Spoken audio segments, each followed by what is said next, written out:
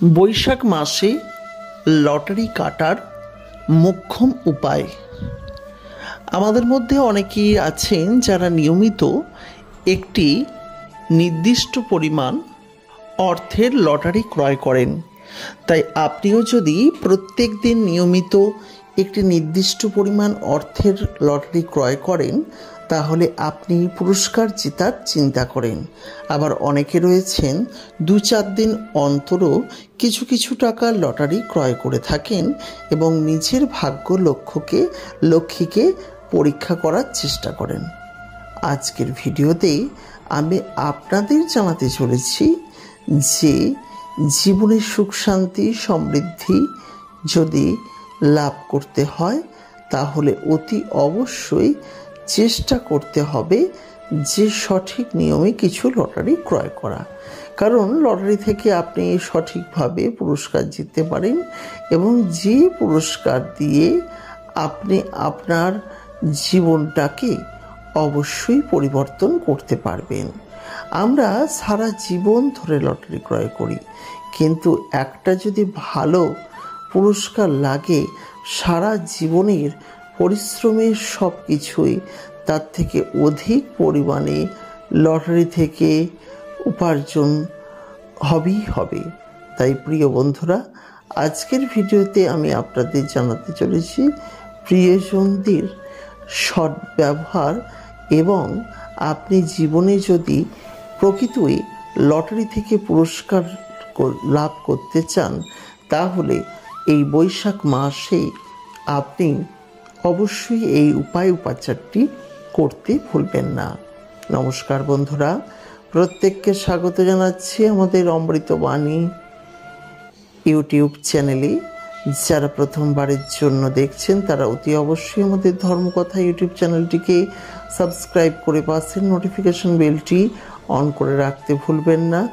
আপনাদের ভালোবাসা আমাদের চ্যানেলের জন্য একান্ত কাম্য। আমরা প্রতিনিয়ত হিন্দু সনাতন ধর্মের বিভিন্ন রকমের ভিডিও উপস্থাপন করি। তবে যদি আপনার নামের প্রথম অক্ষর অনুযায়ী যদি আপনি লটারি ক্রয় করতে চান তাহলে অতি অবশ্যই আমাদের ভিডিওর নিচের কমেন্ট সেকশনে লিখে জানাবেন। এখন চলে আসা যাক বৈশাখ মাসে কোন উপায়ে লটারি ক্রয় করবেন। প্রত্যেকেই তো আমরা চাই যে লটারি ক্রয় করি এবং লটারিতে পুরস্কার লাগুক, আর সেই কারণেই আমরা বিভিন্ন লটারির নাম্বারগুলিকে কিন্তু দেখে শুনে তবেই কিন্তু কিনি। তবুও আমাদের তো লটারি লাগে না, তা সেক্ষেত্রে কিন্তু কিছু বিশেষ উপায় আপনি অবলম্বন করতে পারেন। যেমন বৈশাখ মাসে আপনি যখনই লটারি ক্রয় করতে যাবেন না কেন, সঙ্গে রাখবেন 1 টুকরো হলুদের গাঁট, আর আপনি অবশ্যই দেখবেন যাতে আপনার সঙ্গে সেই হলুদের গাঁট বা টুকরোটি যেন থাকে। তারপর আপনি লটারি ক্রয় করবেন এবং অবশ্যই বিষ্ণুদেবকে স্মরণ করে ওং নমো ভগবতে বাসুদেবায়, ওং নমো ভগবতে বাসুদেবায়, ওং নমো ভগবতে বাসুদেবায়।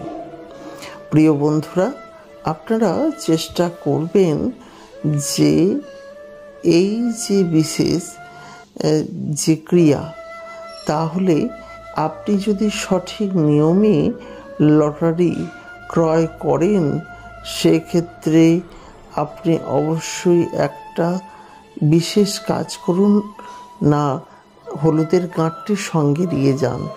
এছাড়া আপনি চেষ্টা করবেন স্নান করে গিয়ে লটারি ক্রয় করতে।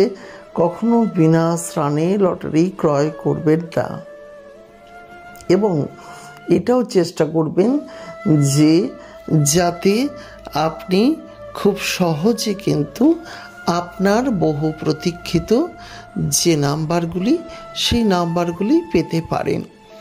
আপনি চেষ্টা করবেন প্রথমত 7, 8, 9 মধ্যে স্টার্টিং নাম্বারটি রাখতে, তাহলে অনেকটা কিন্তু পজিটিভ ভাবনা পাওয়া যায় লটারি ক্রয়ের ক্ষেত্রে।